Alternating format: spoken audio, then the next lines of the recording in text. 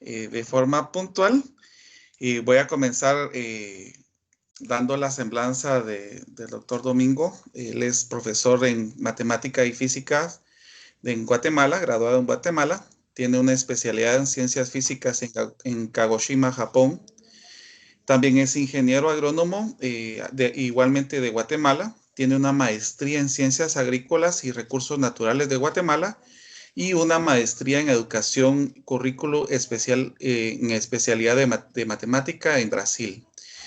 El último estudio es un doctorado en ciencias con especialidad en matemática educativa que tuvo en México. Se desempeña como fundador y director general del Centro de Investigación Científica y Cultural. Es coordinador regional de la Red Latinoamericana de Etnomatemática en Centroamérica, Norteamérica y el Caribe. Y también es profesor de maestría en Educación Creativa de la Universidad de Querétaro de México, así como también de la maestría en Didáctica de la Matemática. Y actualmente también es profesor de la Universidad del Valle de Guatemala. Ha sido consultor de la cooperación japonesa en Guatemala y la cooperación alemana en Guatemala, en OIT de Costa Rica, el Ministerio de Educación de Guatemala, Ministerio de Educación de Perú y Ministerio de Educación de Panamá.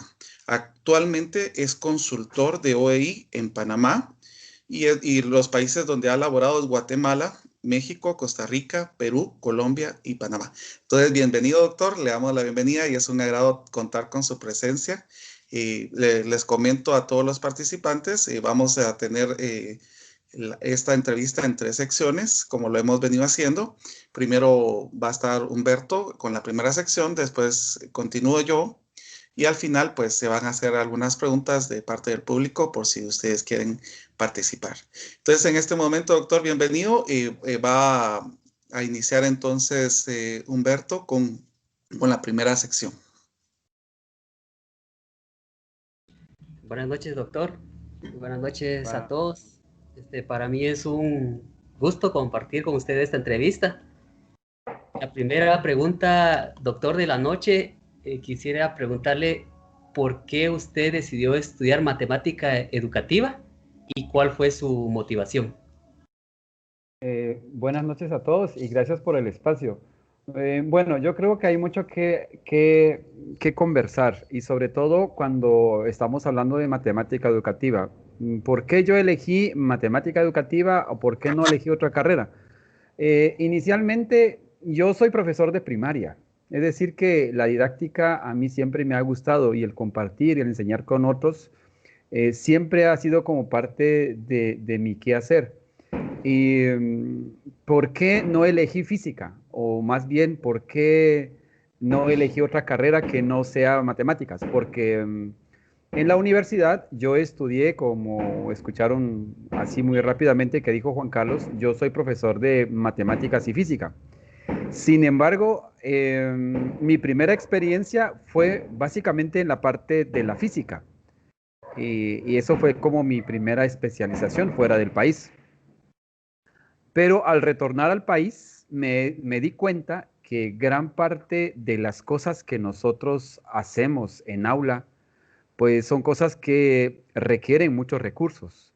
Y la física, quizás en esos años cuando yo regresé al país, pues no teníamos los recursos y me atrevo a decir que hoy en día también los recursos para trabajos experimentales en el área de física no los tenemos. Y eso quizás fue una de mis decisiones bien fuertes. ¿Por qué es que yo comencé a estudiar matemática educativa? Y la parte didáctica, como ya dije, es importante para mí, pero también la parte ya de las matemáticas, porque es como prácticamente lo que nos mueve. Y definitivamente también en todas las ciencias pues se utiliza esta matemática.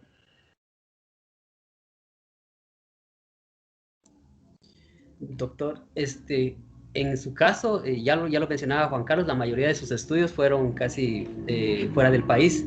¿Cómo accedió usted a estudiar fuera de nuestras fronteras? Bueno, yo pienso que la pregunta debería ser cómo es que surge la idea de estudiar fuera, después de cómo acceder, porque todas las personas siempre tenemos tenemos deseos. Y cuando esos deseos se cumplen, eso es como muy bonito.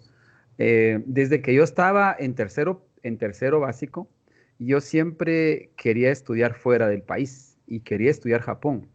Y la primera particularidad de por qué ese país es que en mi mundo infantil y juvenil, yo creía que los japoneses eran muy inteligentes y eran los que fabricaban las cosas más sofisticadas. Y entonces a mí me llamaba mucho la atención, pero definitivamente los recursos económicos son bien escasos, sobre todo de mi familia. Yo vengo de una familia de escasos recursos económicos, con decirles que mi papá no estuvo en la escuela, mi mamá solamente un año, y nosotros estamos en un pueblo. Y eso quizás el pensar en estar fuera del país o fuera del pueblo de uno es como muy, muy difícil.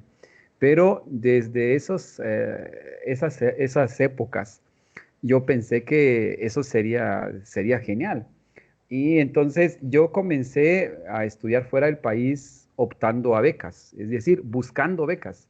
Y creo que hoy en día hay más oportunidades todavía que las que yo tuve, porque si ustedes indagan a internet, pues hay mucha facilidad de becas, cosa que nosotros no tuvimos. Es decir, en los años 2000, incluso en los años 90, el internet acá en Guatemala, pues es casi un lujo. Entonces, indagar, buscar las becas no es como muy fácil. Sin embargo, fue parte de lo que yo hice, buscar esas oportunidades de beca fuera del país para poder estudiar y cumplir con mis sueños. Seguramente usted encontró dificultades durante su etapa académica. ¿Cuáles fueron y cómo venció esas dificultades, doctor? Bueno, definitivamente todas las personas que emprendemos un negocio, que emprendemos una carrera o que emprendemos algo, ¿no? O algo que tenga que ver con innovación o con algún emprendimiento en general, pues siempre vamos a encontrar, y la academia no deja de tener esas dificultades en el camino. El primer tropiezo para mí fue justamente el idioma, es decir, que salir de mi pueblo, en donde mi primer idioma es el sutuil, el segundo idioma se hace el español hasta cuando yo entré a la escuela primaria, es decir, que yo aprendí el español a los 6 años.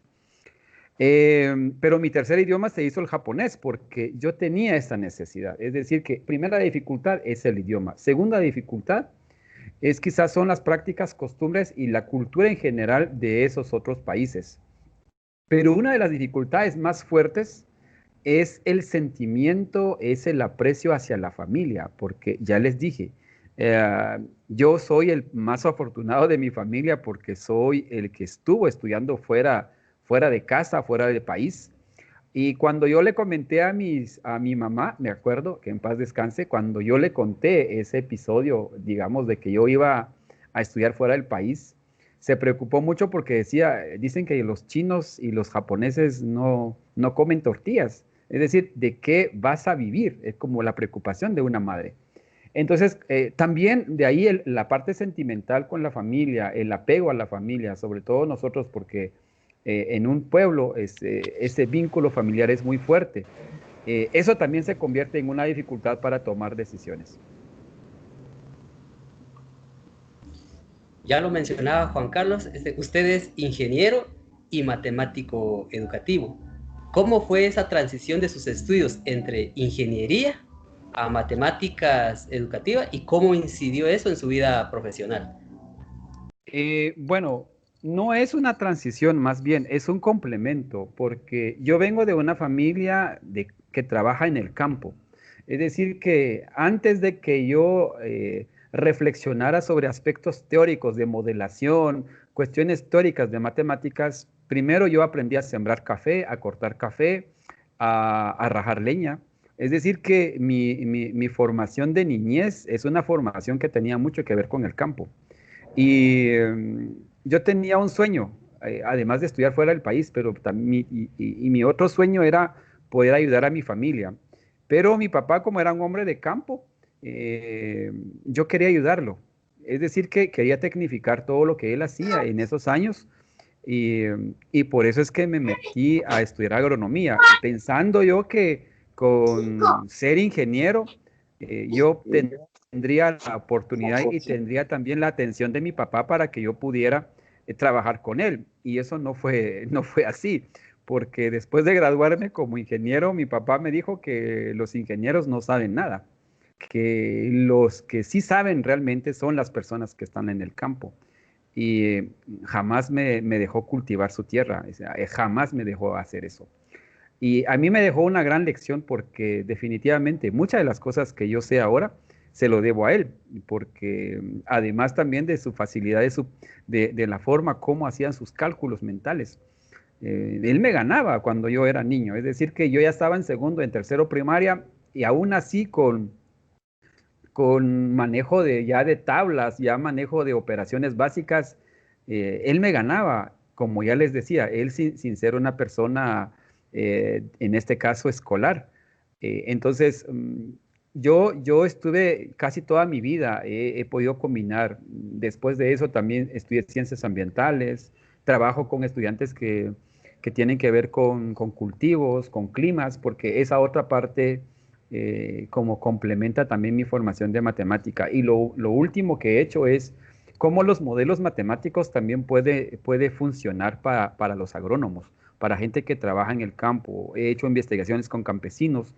Es decir que yo he hecho una fusión y he aprovechado esas dos cosas de mi formación anterior.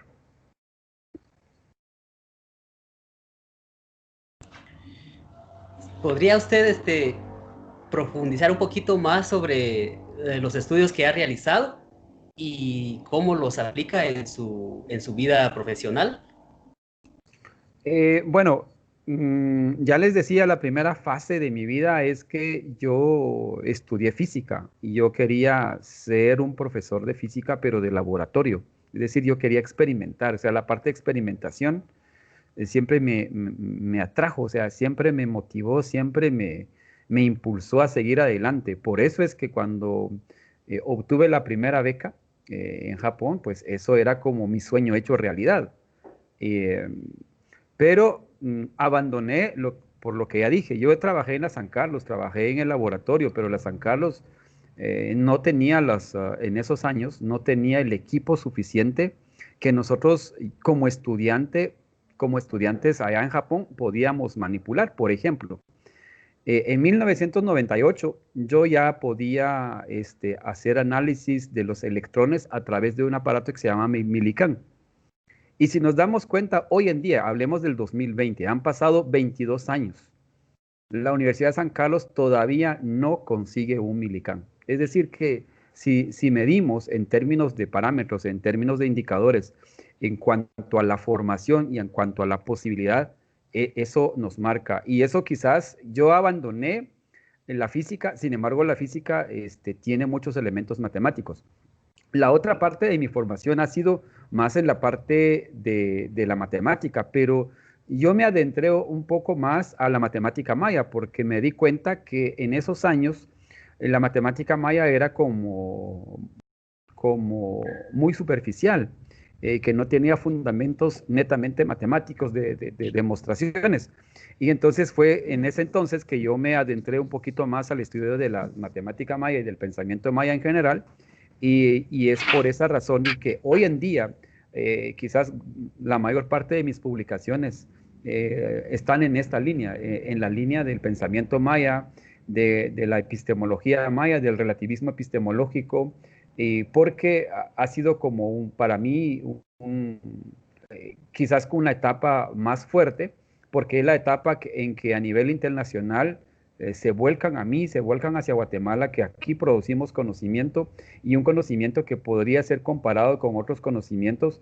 Y eso a mí me da como mucha emoción, decir que hay acciones que yo he hecho y que, como ya decía hace un momento, no están desligados, están vinculados más bien, porque la vida en general es holística. En cuanto a la matemática educativa, doctor, ¿qué beneficios considera usted que nos trae en el entorno y por qué considera usted que es importante estudiar la matemática educativa en sí? Sí, nosotros los profesores de matemática, o más bien los que nos hemos formado como matemáticos educativos, porque yo puedo decir que yo soy un matemático educativo. Los que nos hemos formado en esta área, tenemos como fuertes críticas hacia la enseñanza, sobre todo en el nivel superior. Porque ¿quién enseña las matemáticas en la universidad? El ingeniero o posiblemente también lo enseñe el arquitecto. Pero ni el ingeniero ni el arquitecto son profesores, no conocen de didáctica. Ellos saben de edificios, saben de diseños, saben de trazos, pero no saben de mediación pedagógica. Entonces la matemática educativa para mí se vuelve importante porque es quizás como la pieza más importante del desarrollo en términos generales, porque todos más de alguna vez tuvimos un profesor.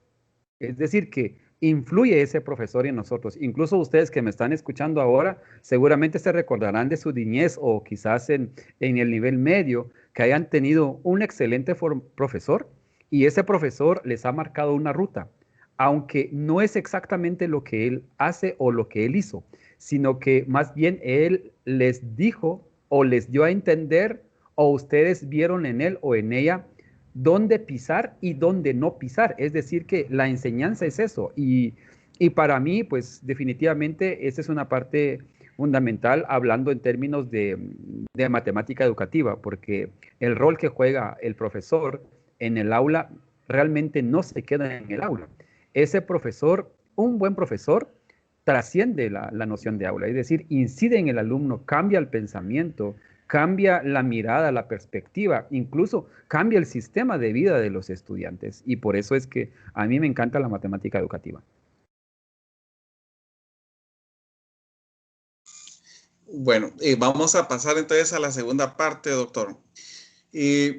Nosotros hemos tenido reuniones con diferentes matemáticos. Hay algunos matemáticos puros y matemáticos educativos que hemos estado teniendo a partir de la semana pasada. Le comento, estuvo Avenilde con nosotros. Entonces, ¿cómo se llama?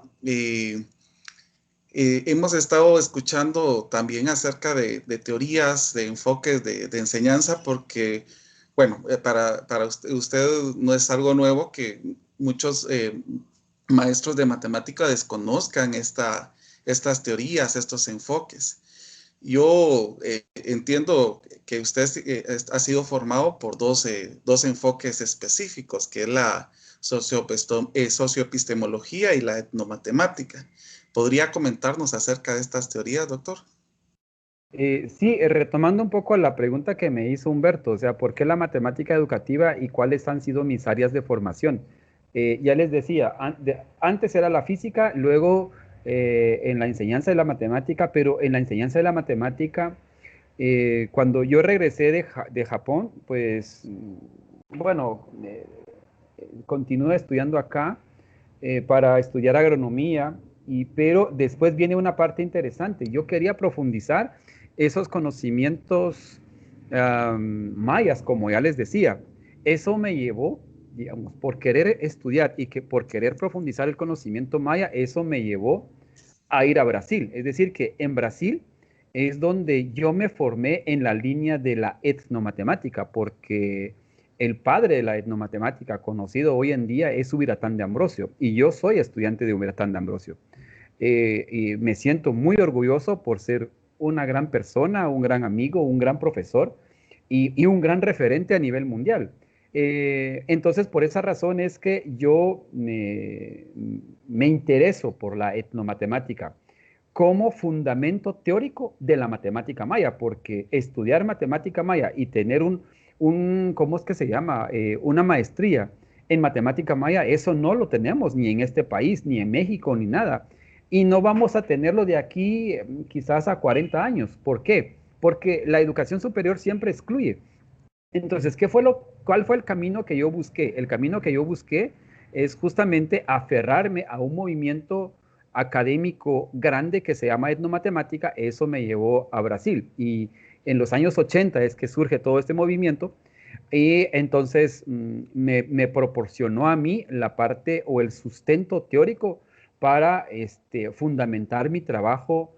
Me recuerdo que la tesis que yo presenté en Brasil es el uso actual del sistema de numeración vigesimal trabajado en 5 comunidades aquí en Guatemala, en la parte norte del país. Pero después de esto, yo regresé en el 2006, regresé, pero siempre yo me quedé como casi inconforme, me quedé no muy satisfecho con la maestría, porque creí que yo repliqué lo que tanto había criticado, es decir, que me quedé en la superficialidad, porque eso era justamente la preocupación que tenía al inicio. Entonces yo regresé, pero no regresé para sentarme, sino que regresé nuevamente para buscar otra posibilidad de beca. Entonces todas las salidas que yo he tenido, las que tuve en Ginebra, los que estuve en España, o sea, en Brasil, han sido becas. O sea, yo he sido muy afortunado de poder aplicar a las becas y quizás yo puedo convencer a las personas porque soy una persona bien decidida. Entonces, en el 2006 que yo regresé, pues yo dije, no, es que hay que sacar el doctorado porque la maestría parece ser que no me aporta nada. Y entonces comencé a buscar y fue la Fundación Ford. Yo tuve una de las mejores becas del mundo, que es de la Fundación Ford, para mi doctorado. Y entonces esa beca me permitía a mí estudiar en cualquier parte del mundo, porque las becas Ford están en todas partes del mundo. Pero yo elegí México justamente por el movimiento que se estaba generando, que era el movimiento de la socioepistemología. Y la socioepistemología es como una cuestión interesante, lo que estaba emergiendo dentro de la enseñanza de las matemáticas, porque la socioepistemología toma como referente la práctica social para hacer todas sus inferencias y hacer todas sus análisis. Entonces, eso a mí me motivó mucho. Tanto así que cuando yo apliqué, porque yo no conocía ningún profesor, no había estudiado en México, cuando yo apliqué para el Centro de Estudios de Investigación y de Estudios Avanzados del Politécnico, cuando yo apliqué, pues yo tenía que conocer un poquito más de ese enfoque. Y me recuerdo muy bien que el trabajo que yo mandé, pues era un trabajo que tenía que fundamentarse un poco más el pensamiento maya, y comencé a estudiar, a indagar quiénes eran los pioneros, y encontré que Ricardo Cantoral era el pionero de este movimiento con su equipo. Y entonces yo dije, no, yo me voy con Ricardo. Y es que me puse berrinchudo en esos años porque yo tenía la beca, es decir, yo podía elegir la universidad que quería. Yo dije, si Ricardo Cantoral no me acepta como su estudiante, como su alumno para ser asesorado en su tesis de doctorado, yo me voy a otro país, me voy a Alemania. Pero afortunadamente cuando Ricardo Cantoral recibe mi proyecto de investigación y mi carta, porque en mi carta decía yo claramente que yo no quería que él me mostrara matemática maya, y lo que yo quería es que su teoría, la socioepistemología, fuera parte del fundamento de mi investigación. Eso quizás sea la parte que él más le encantó, porque yo sabía lo que quería. Yo quería un fundamento teórico, porque la socioepistemología, como ya dije, a diferencia de muchas teorías hoy en día, le pone mucha atención y le pone mucha importancia a las prácticas sociales. Y el pensamiento maya tiene eso. Las prácticas sociales es como su núcleo, es como su unidad de análisis que no puede ser ignorada. Y por esa razón es que yo estudié estos dos enfoques, que también para mí se complementan. Y de hecho, una de las grandes preguntas que me hicieron cuando yo di muchas conferencias, tanto en México o en Estados Unidos, en Cuba, y siempre me preguntaban, ¿y por qué dejó y por qué abandonó la etnomatemática y se fue a la socioepistemología? Yo dije, yo no lo abandoné, yo solo quise especializarme, profundizar en un tema tan interesante que son las prácticas sociales, y que fue justamente lo que la socioepistemología me aportó. Es decir, que hubo una profundidad en cuanto a mis reflexiones teóricas, y es justamente el sustento que yo lo utilizo hoy en día.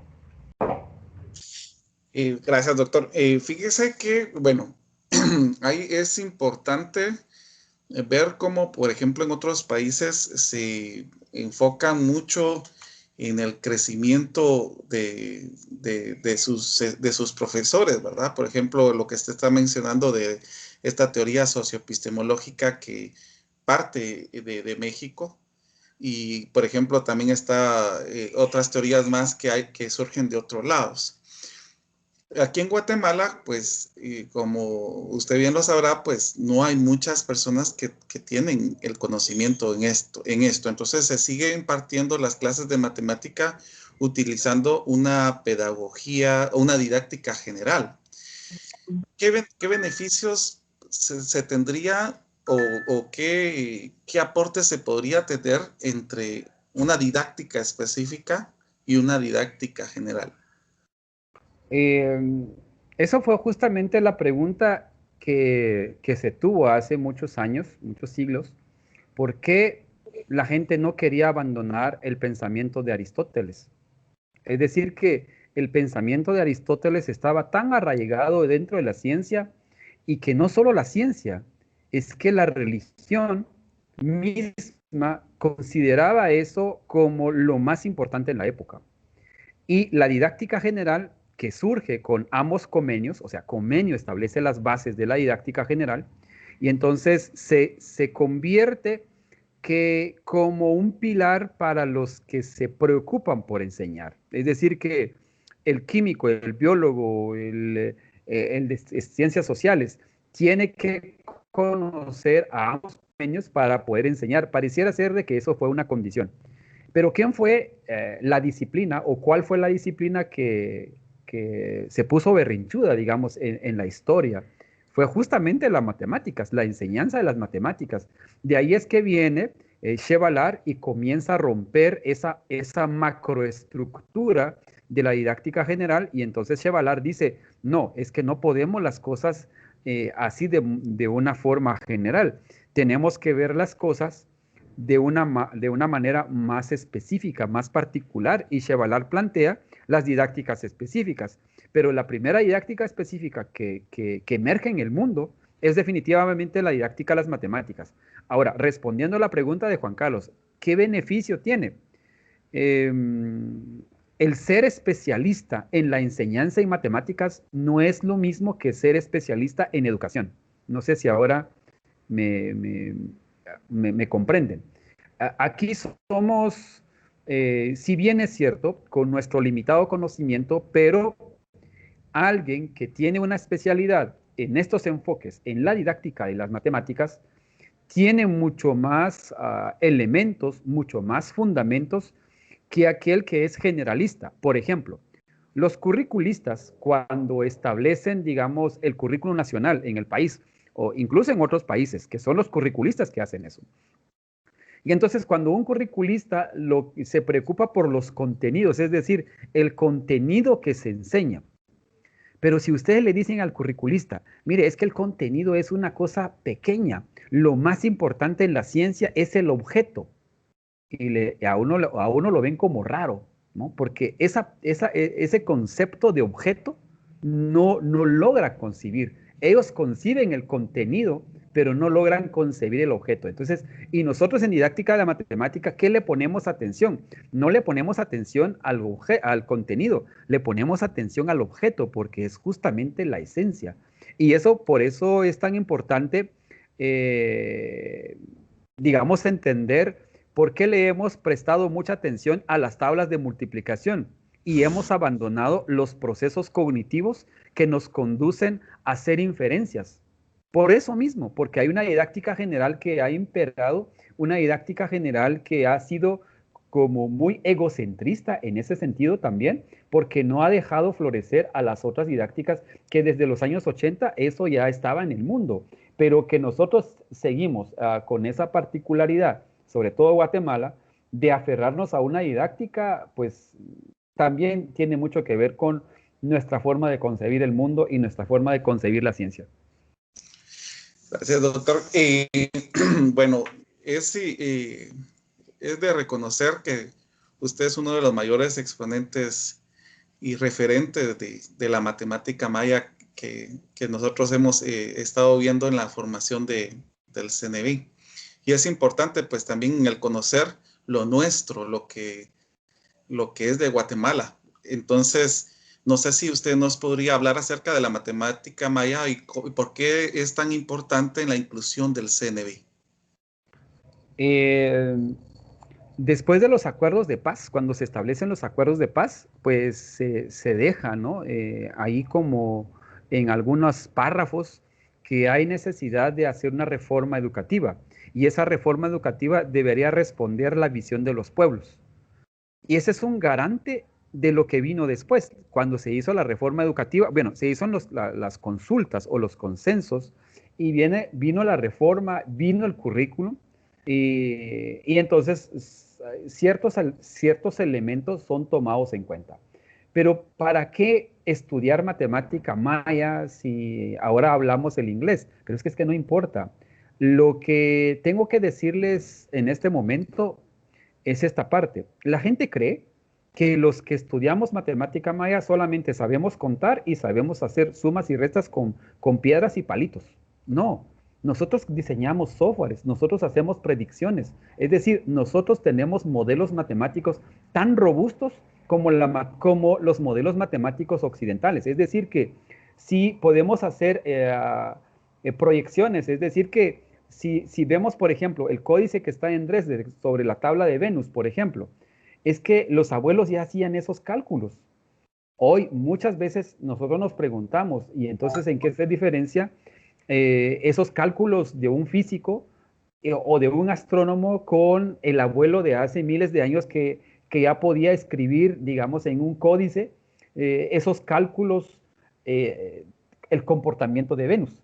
Es decir, que los mayas en la antigüedad tenían un aprecio bien fuerte por entender el tiempo como su pensamiento, como parte de su vivencia, como parte de su riqueza y de su acervo, fundamental para el desarrollo de muchas acciones.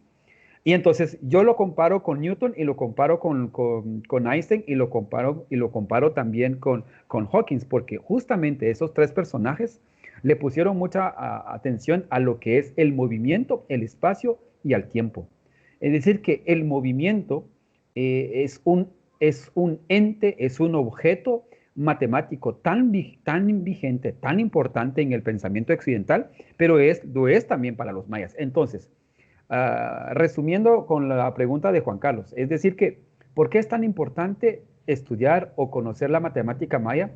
Porque si nosotros conocemos matemática maya es que vamos a conocer dos estructuras mentales diferentes. Vamos a conocer dos lógicas diferentes. Por ejemplo, si ustedes hablan el inglés, hablan el español, hablan el francés o hablan otro idioma, ¡qué genial! ¿Por qué? Porque esos idiomas tienen estructuras diferentes, tienen gramáticas diferentes. Es decir, que el políglota, o más bien el bilingüe o el trilingüe, ese bilingüe y trilingüe tiene dos formas o tres formas diferentes de procesar. Porque recordemos que el idioma está aferrado a una cultura y la ciencia está aferrado a una cultura también.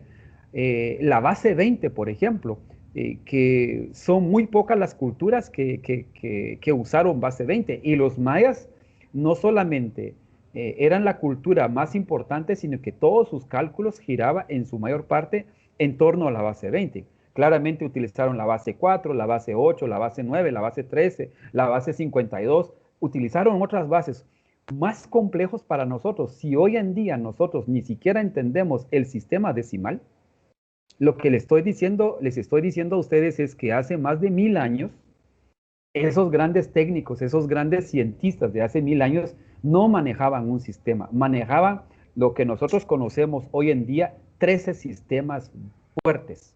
Bueno, eso es apenas hasta ahí ha llegado nuestro entendimiento. Posiblemente hayan otros sistemas mucho más robustos que nosotros también no hayamos llegado a profundizarlos. Muy bien, solo voy a apagar un micrófono que está encendido, permítame. Yo creo que ya lo apagué.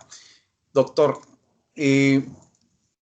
a mí algo que me ha llamado mucho la atención y créanme que es algo genial para mí cuando yo lo vi por primera vez fue esto del el Abaco Maya que usted generó. ¿Cómo vinieron esas ideas o cómo fue que usted pudo hacer esa creación de ese Abaco Maya? Bueno, de hecho el Abaco Maya también ganó en el 2015 como un instrumento potentoso, innovador. El Consejo Nacional de Ciencia y Tecnología de Guatemala lo nominó como una creación, es decir, ganó un premio en el 2015 y también yo estoy muy contento por eso. Fue reconocido, digamos eso. Pero ¿de dónde surge la idea? Pues ya les decía, la preocupación por mediar el conocimiento ha sido como parte de mi pasión. Y cuando yo estuve realizando mis investigaciones en Brasil, parte de mi preocupación personal era eso. Si teníamos una calculadora, si habían otros ábacos y si los incas tenían la yupana, si habían otros procesos de efectuar conteos, ¿y será que estos abuelos tan sofisticados en su astronomía que no pudieron tener un instrumento tan simple o tan preciso? O sea, esas eran las preguntas que me condujo a pensar. Y entonces lo que yo hice, porque parte de lo que nosotros conocíamos en los años 80 y 90 aquí en Guatemala sobre matemática maya, se lo debemos a algunos investigadores mexicanos. Parte de lo que nosotros conocíamos, por ejemplo, de Guillermo Garces, bueno, y de otros, que ellos habían publicado en 1964, 1961, esas publicaciones que sirvieron de base para retomar muchas de las ideas de matemática maya y que cuando se crea en Guatemala Pronevi retoma eso. Pero el abaco maya yo creo que fue como una necesidad para poder enseñar a esos niños de las Verapaces una manera mucho más lúdica, mucho más tangible, el sistema vigesimal. Y eso fue lo que me condujo a procesar. Hasta años después que me di cuenta que en México existía una pulsera que se llamaba el Nepahualtzin, que era una pulsera que utilizaban los arquitectos aztecas, que utilizaban para construir edificios y que justamente tenían casi la misma lógica que el abaco que yo propuse.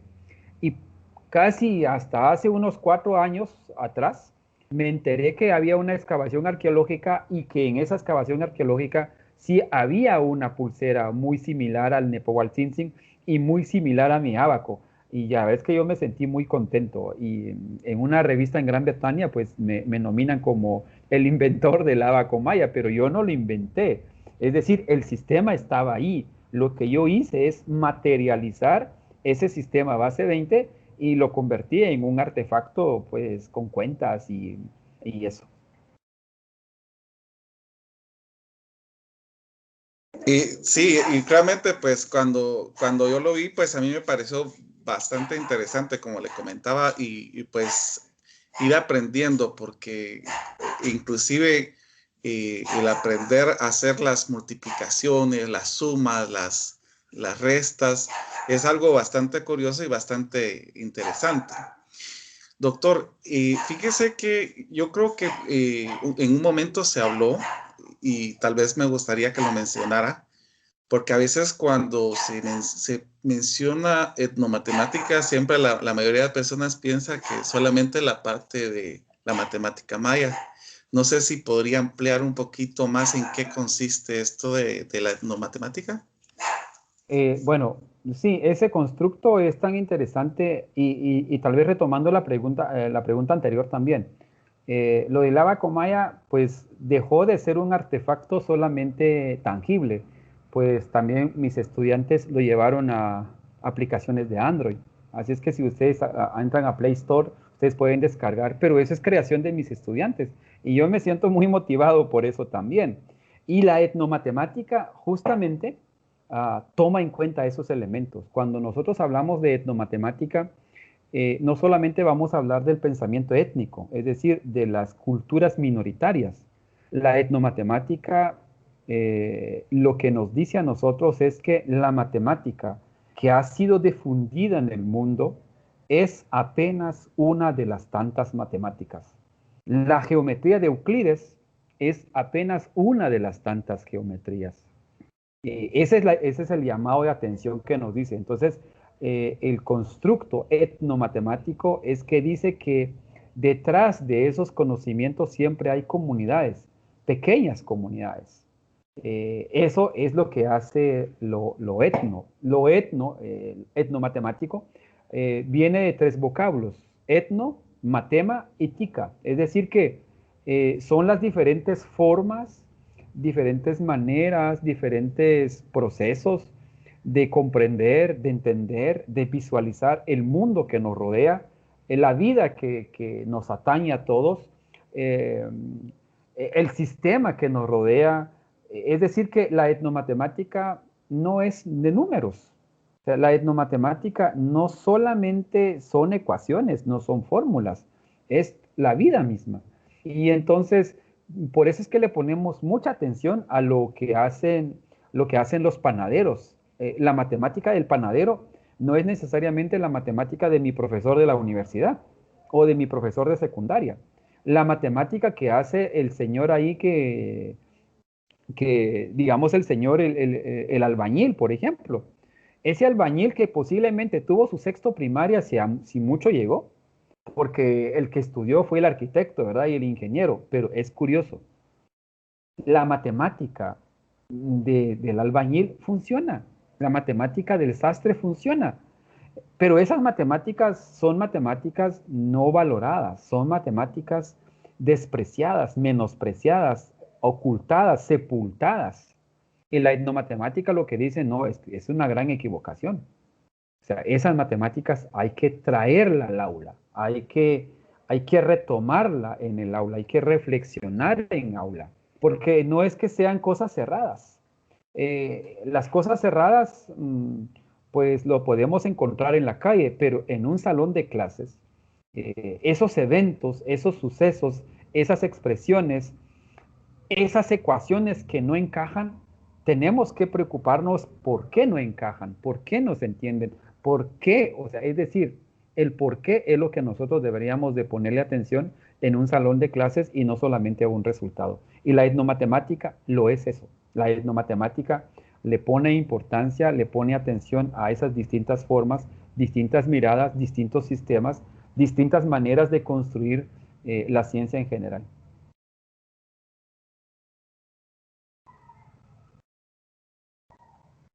Bueno, realmente es importante esto porque la mayoría, como le vuelvo a repetir, la mayoría siempre relaciona esa idea, ¿verdad?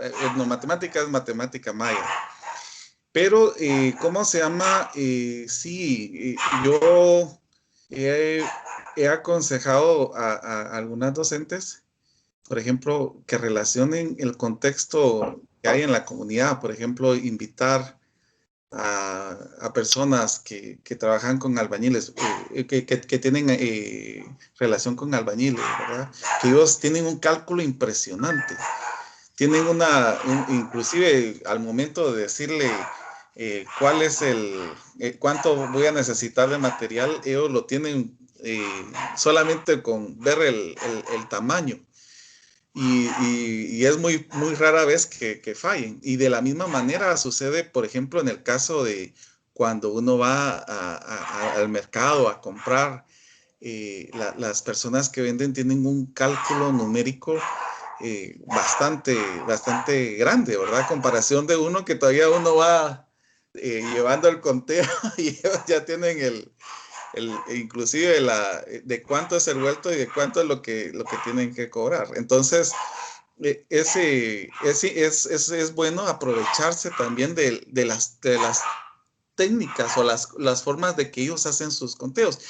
Ellos lo hacen de una manera bastante empírica, pero es funcional, que es algo que se tiene que buscar, y es por eso que creo que es bastante conveniente el traer ese conocimiento también al aula, ¿verdad? Sí, definitivamente, Juan Carlos.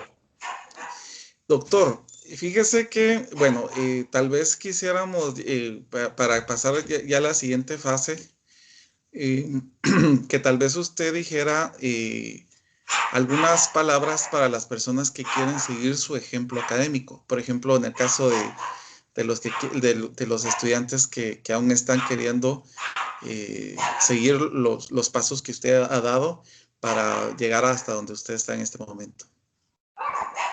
No, no me atrevo a hacer esa invitación, más bien les voy a explicar cuáles son esos tropiezos, cuáles pueden ser esas precauciones que nosotros tenemos que tener en términos de emprender una carrera, de emprender una profesión. Tenemos que entender una cosa, para mí en este momento, para los que me están escuchando, es que uno no debe de abandonar sus raíces, es decir, no debe de perder la historia. Nosotros somos producto de la historia. Tenemos una familia, tenemos abuelos, tenemos tatarabuelos, y lo que nuestros abuelos, nuestros padres hicieron por nosotros, nosotros tenemos que ser muy agradecidos. Cuando uno tiene esos valores bastante claros, cuando uno tiene esos valores bien arraigados, yo creo que gran parte del trayecto, del camino ya está como conducido. Entonces, lo que yo les diría a ustedes, no para que sigan mi ejemplo, lo que yo les quiero decir es que primero hagan por ustedes. No hagan las cosas porque su papá, porque su mamá, porque su tío, porque su abuela fue así. Yo creo que no es eso. Primera cosa, hagan las cosas por ustedes. Segundo, hagan las cosas que les apasiona. Porque para mí, el dar clases realmente no es trabajo. O sea, para mí eso no es trabajo. Para mí el dar clases es como parte de lo que me encanta hacer. ¿Sí? Entonces, no pienso como algo tedioso, no lo pienso como, ya llegó el fin de semana, o ya llegó el lunes, o ya llegó el martes. No, no lo pienso así, porque me apasiona. Entonces, es decir, que la pasión debe ser algo que nosotros tengamos que buscar. Muchas de las personas, ¿por qué eligen ser abogados? ¿Por qué eligen ser médicos? La gran mayoría de estudiantes, por ejemplo, el año antepasado que yo estaba como director ahí de la Facultad de Educación de VG, cuando yo hice un sondeo con los estudiantes que estaban finalizando el batch, casi el 40% querían ser médicos. Pero cuando uno les pregunta, ¿y por qué quieren ser médicos? Es que los médicos ganan muy bien. Eso era una de las respuestas más frecuentes. Qué triste. Es decir, que la parte humana no es la que estaba adelante, ni siquiera su motivación. Era un poco más la parte económica, el bienestar, aunque eso también tiene que ver con la vida, tiene que ver con mejorar las condiciones humanas. Pero por eso yo insisto, la pasión es una de digamos, de los aliados que ustedes podrían tener. Porque si ustedes son apasionados, van a poder vencer, van a poder quitarse todas esas dificultades. Sin embargo, si ustedes están como que tal vez sí, como que tal vez no, o sí, nos vamos a intentar a ver qué pasa. No, eso no funciona, ¿no? Y sobre todo, si quieren hacer como una inversión, no solamente económica y de tiempo, dedicándole parte de su vida al estudio, tienen que pensar muy bien, porque es interesante lo que les voy a decir ahora. Es que los estudios se vuelven parte de uno, es decir, que la profesión se hace parte de mi quehacer cotidiano, y yo les digo que eso, en mi caso, yo lo voy a llevar hasta la tumba. Es decir, soy matemático educativo y eso lo llevo a la tumba.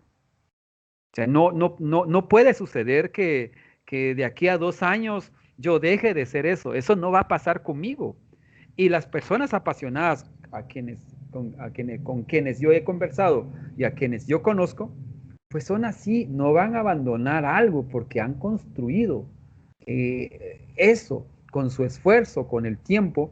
Y por esa razón les digo que si ustedes eligen la carrera, eligen la vocación que efectivamente sea de su agrado, de su interés y que tengan una pasión, no se vayan ahí porque si tienen a la novia, como la novia va a estudiar arquitectura, pues yo también voy a estudiar arquitectura.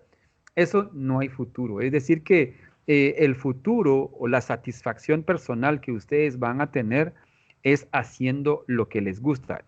Y lo otro es que problemas van a encontrar de todo tipo, económico, incluso hasta la familia va a dejar de creer en ustedes. Hay muchas cosas. Si quisiéramos enumerar dificultades, tendríamos una larga lista. Eh, pero no debe de ser de esa manera. Es decir, que uh, si ustedes tienen la pasión, si ustedes tienen el interés, todo eso se va a hacer muy minucioso. Entonces, cuando se tracen una meta, tomen en cuenta esas pequeñas ideas y tienen que ser como los abuelos. Los abuelos no solamente sobrevivieron, buscaron la trascendencia.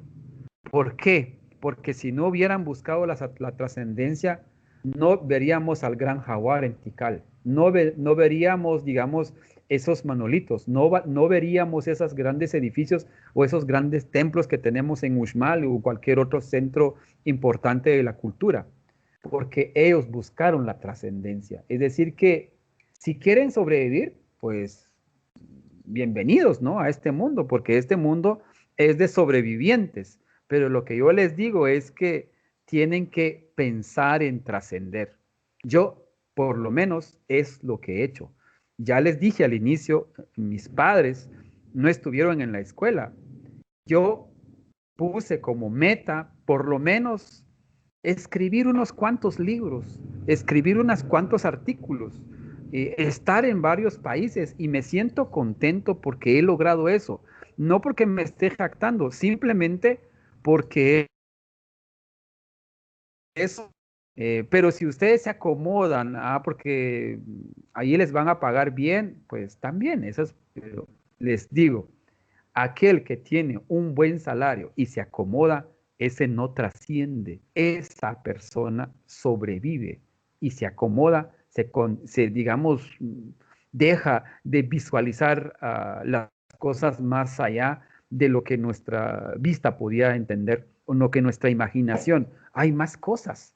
Por eso tenemos a un Newton. Newton jamás viajó a la luna, pero si no hubiéramos tenido a ese Newton, esos cálculos que se hizo, digamos, en el siglo XVI, XVII, XVIII, y que lo traemos ahora, pues no habría un hombre que hubiera ido a la luna. Por esos cálculos, esos pequeños peldaños, esos pequeños escalones que Newton dejó y que si nos vamos un poquito más antes, que Ptolomeo, que Copérnico, que Kepler dejó, eso fue sumando, por eso ahora ya están pensando cómo colonizar Marte y de quién va a ser, y de quién va a ser Marte. Es decir, que el pensamiento gringo es eso. Digamos, la gran disputa ahora es, ahora, al momento de colonizar Marte, esos colonos van a pertenecer a qué país. Si se dan cuenta, ese es el pensamiento capitalista y ha degradado no solo a la sociedad, sino que también la academia misma. Es decir, que la ciencia se ha ido por esos extremos. Así es que yo los invito a que ustedes elijan la mejor carrera, una carrera que sea de su interés, de su agrado, porque se va a convertir en parte de su vida. Muy bien, entonces pasamos a la tercera parte y si alguien quiere usar el micrófono lo puede usar o si alguien quiere hacer la pregunta por medio del chat también lo pueden hacer, pero queda abierta la posibilidad de que puedan usar el micrófono.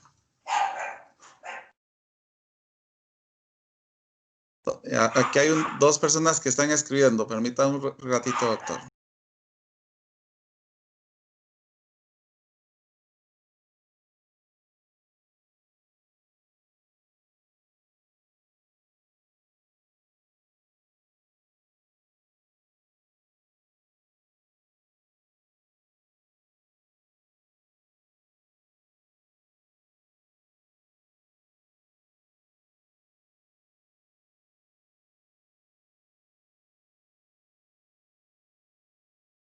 doctor. La primera pregunta creo que la hace Ciber. Dice, buenas noches. Quisiera saber qué piensa de la cultura maya. Dicen que son extraterrestres, que ellos tenían contacto con ellos. Por eso es una cultura muy inteligente. Eso pregunta Ciber. Nos han metido la falsa idea de que los humanos somos incapaces. Creer que todo lo extraordinario que se haya hecho en las culturas antiguas sea con apoyo extraterrestre. Yo lo mismo podría decir. Es que se fue el primer hombre a la luna porque un extraterrestre lo llevó. O sea, yo podría decir eso también. Pero es que no es así. Es que cuando nosotros decimos que hay otras formas de hacer ciencia, que hay otra forma de hacer predicción, de hacer cálculos tan robustos, tan sofisticados, es porque creemos en la capacidad humana.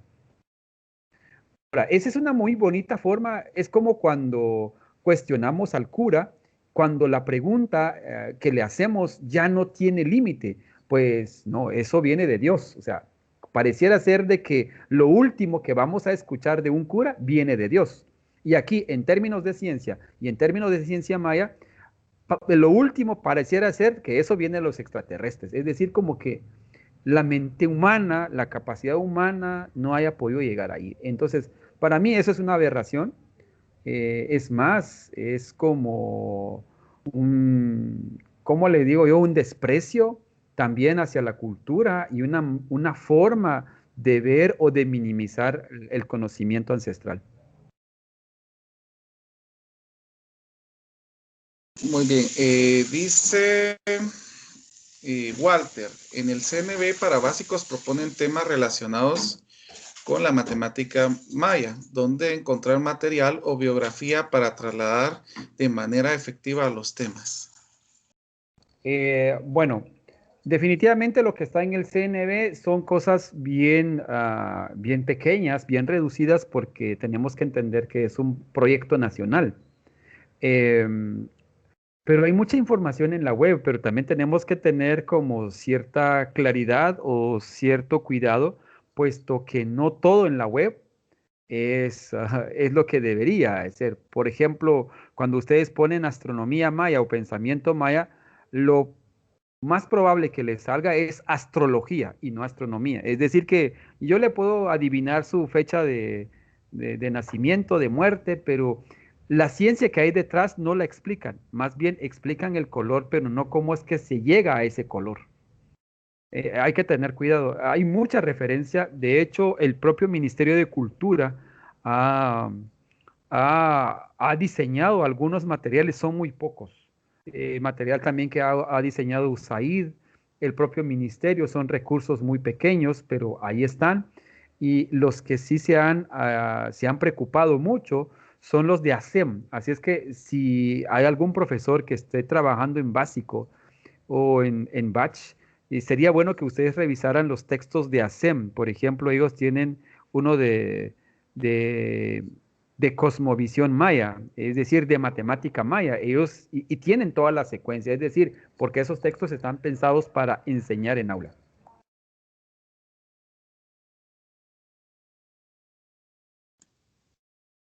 Mayra nos dice, le felicito, doctor. Es importante trascender a todo nivel. Es una gloria pertenecer a esta cultura, nuestra que es la cultura maya. La herramienta maya les gusta trabajar mucho a los alumnos de primaria nocturna. Ayuda a analizar. Gracias por su aporte a la enseñanza. Es más que todo un comentario que nos hace Mayra, doctor. Bien, muchísimas gracias. No sé si habrá otra pregunta. Bien, Luisa pregunta, ¿cuál es su percepción del dominio de matemática maya que se enseña en las escuelas? Disfrutar un nuevo episodio. A continuación, por el mundo internacional. Bueno, hablando de percepciones, es que lo que nosotros enseñamos en la escuela es muy superficial. ¿Por qué? Porque los profesores no han tenido en su formación académica pensamiento maya. Ninguno de ustedes, ni yo lo estudié, digamos, ya en mi formación académica, un curso que se llamara Pensamiento Maya o Matemática Maya o Astronomía Maya, Geometría Maya, Trigonometría Maya, esos cursos jamás se han estudiado. Es decir que, y entonces, ¿qué calidad de profesores tenemos hoy en día? Es un profesor que desconoce su propia cultura. Es decir que hay dos preocupaciones aquí, y el desconocimiento práctico, porque muchos, como hay bibliografía, quizás es reducida a la par de la otra matemática, pero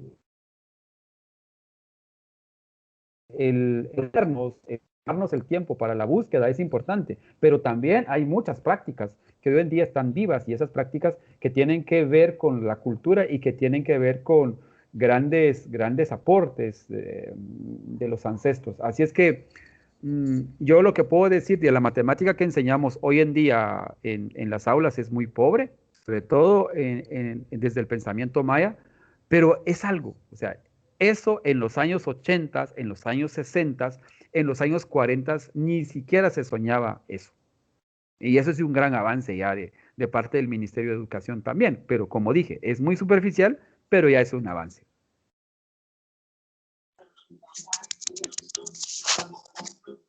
Bueno, ¿cómo se llama, doctor? Y le agradecemos bastante su participación. No sé si alguien va a hablar.